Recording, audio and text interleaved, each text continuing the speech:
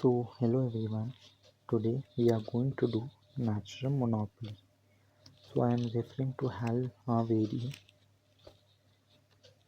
So, we have we have to just know that natural monopoly operates where the price is equals to marginal cost. It is same.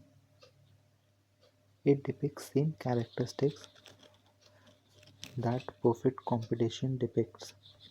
And suppose if we want to regulate the monopoly to eliminate inefficiency, it is easy to eliminate if inefficiency by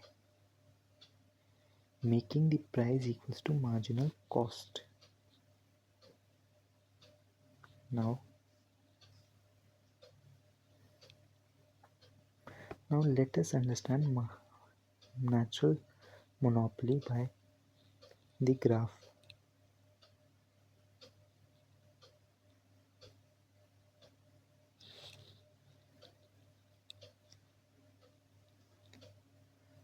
So here we have the graph.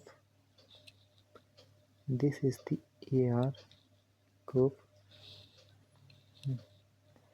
and this is the marginal cost curve. Now we know that for the perfect competition case, we consider MC as supply curve and AR as demand curve, and where the MC and AR curve intersect, we get the uh, equilibrium output and equilibrium price for perfect competition. So here I am using the red pen for the competitive form. So here we get the equilibrium output and equilibrium price. Now we know that the monopoly produce produces where the MR curve intersects the MC curve. So suppose making an MR curve here, mm, this is our MR curve suppose. Now where the MR curve intersects the MC curve, the equilibrium output and prices are determined for the monopolistic competition.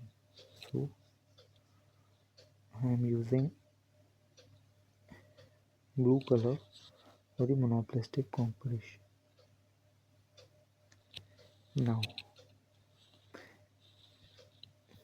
Now we have to draw average cost curve.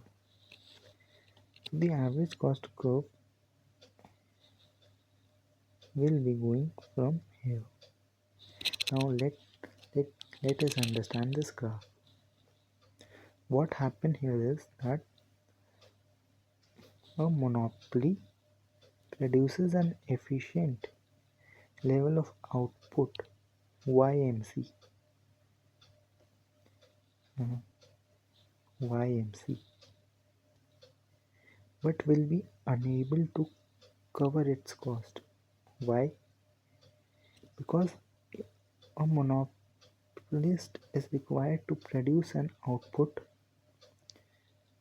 where P equals to MC. Then it will help him to cover his cost, but he will produce too little than efficient amount. So let me make you understand with the help of this graph. The efficient amount was where the MC curve intersected the AR curve. But we know that monopoly operates where price equals to MC. Price is more than MC. So here he is incurring a loss. Suppose he will produce where price is more than MC. So he will not incur a loss, but for this he will produce it less. So he will produce less output. At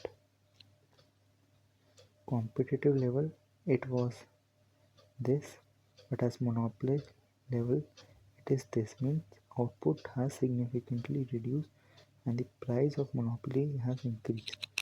So to sustain, monopoly has to produce at the level where the price is equals to AR. Now, sorry, the price is equals to AC, because if he goes below this level, he will be in loss. So the gap between this area colored by red is the loss by firm.